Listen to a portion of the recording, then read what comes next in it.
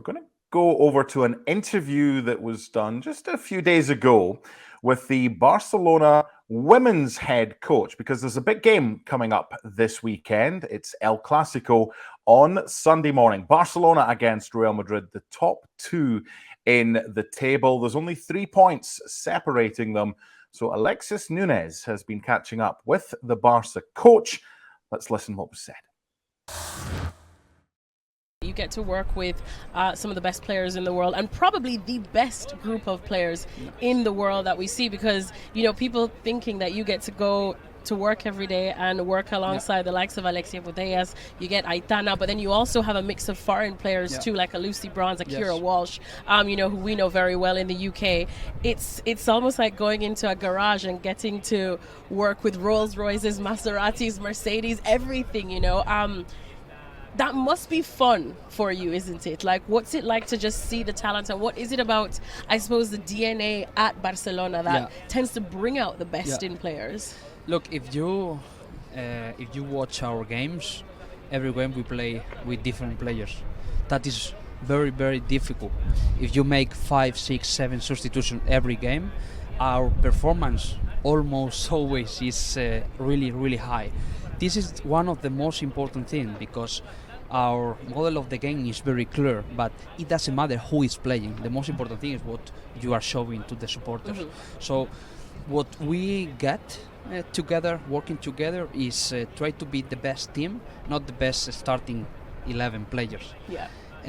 Because when you get the final of the season, the end of the season, you get it if you have a group. You have 15, 16, 17 players that they have to be ready to compete at the high level. It doesn't matter the game they have to play. They have to be ready to compete this kind of games. But of course, I come to choose Mercedes or Maserati every day. Rolls Royce. For me, it's really, really funny. Because during the training session I enjoy a lot, and when we are playing every game, I am enjoying a lot, because I know I have the best players in the world.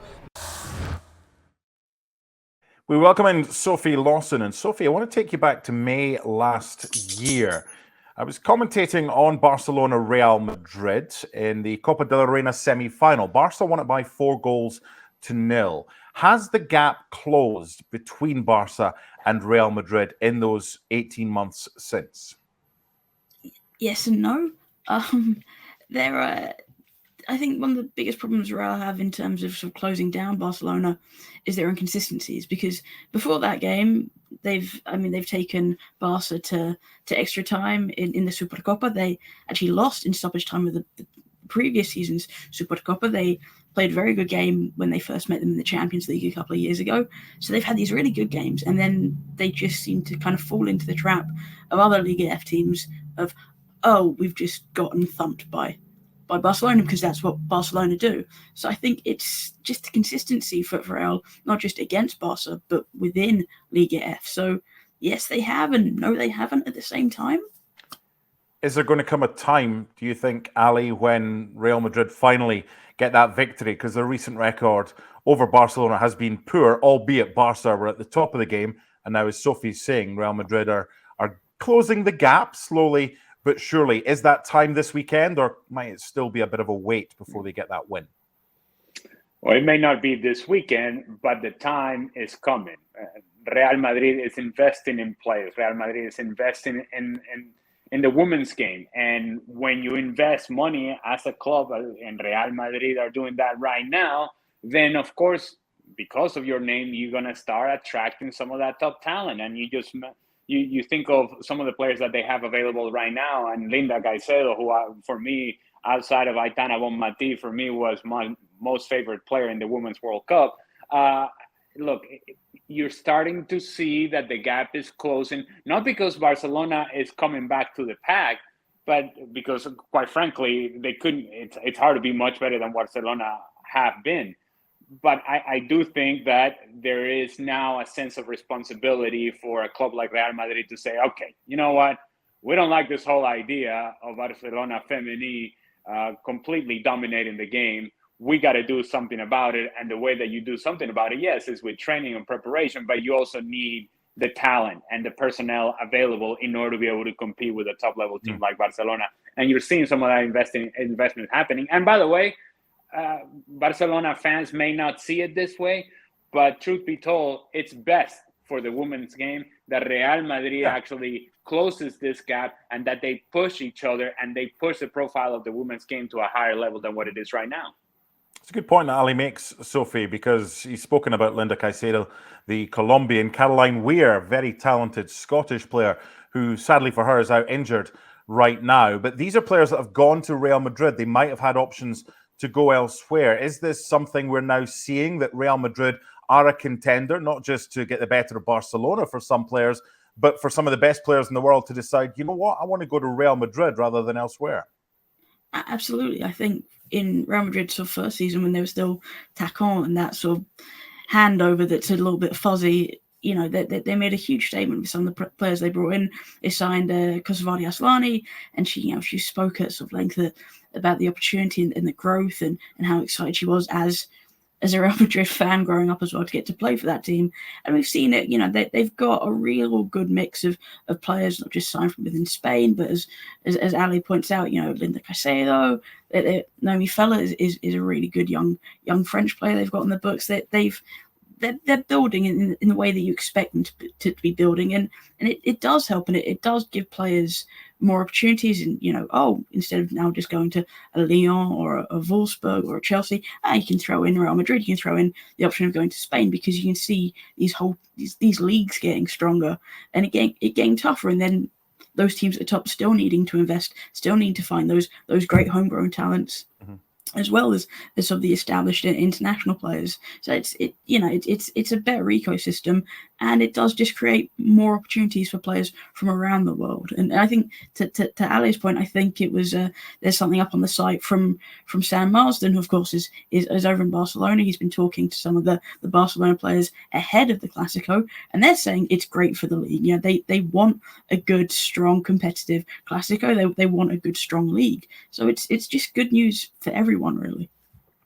Finally, Ali, it's not only about 5,000, which is decent, that watched the games in Barcelona at the Johan Cruyff Arena. But this weekend on Sunday, 12 p.m. local time, 6 p.m.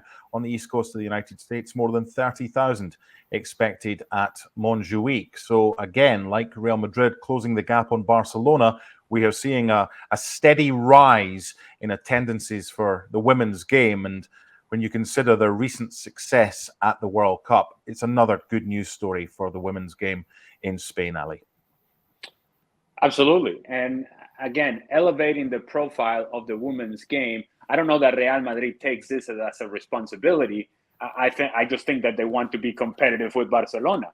But in doing that, sort of the side action that perhaps you don't see when you're watching the game is the fact that, and a side story, if you will, but an important side story, is the fact that if Real Madrid is competitive with Barcelona in whatever sport, that is going to elevate the profile, and in this case, of the women's game. What's important, though, is that it's not just Real Madrid and Barcelona. What's important is that the core of this league also gets stronger and also gets to a point to where they can be competitive. Perhaps not at the European level, but at the very least that you're making the totality of the league stronger. But at the very top of that league, if you have Barcelona and you have Real Madrid and they're competing and they're investing in the game, that's only going to force everybody else to try to do the same. And I think it does trickle down to everybody in the league and makes the women's game a whole lot more successful. You cannot get any more successful than Spain. You just won the Women's World Cup. Barcelona, a Spanish team, just won the Champions League. And so you see where the trend is going, but this is not something in which the answers are simple and straightforward. These are things that take time. Barcelona has been leading this league and sort of been the bosses of everything that has been going on in the women's game in Spain.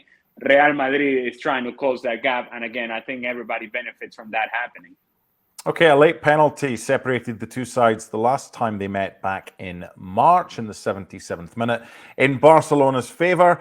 The pressure of the prediction falls on Sophie's shoulders ahead of Sunday. What you got and what do you reckon will happen in this one, Sophie?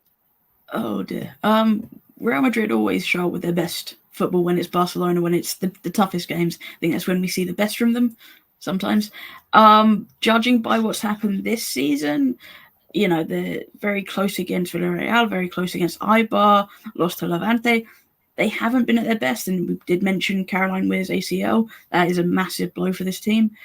So I think, especially away from home, it's going to be a Barcelona win, whether it will be a sort of another 4-0 us or just another close one. You know, I think Rafa's penalty, as you just mentioned, that was all that separated them last time.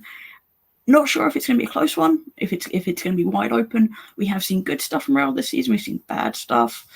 So, yeah, I think Barcelona again, but just still growth for Real, and they'll get there eventually.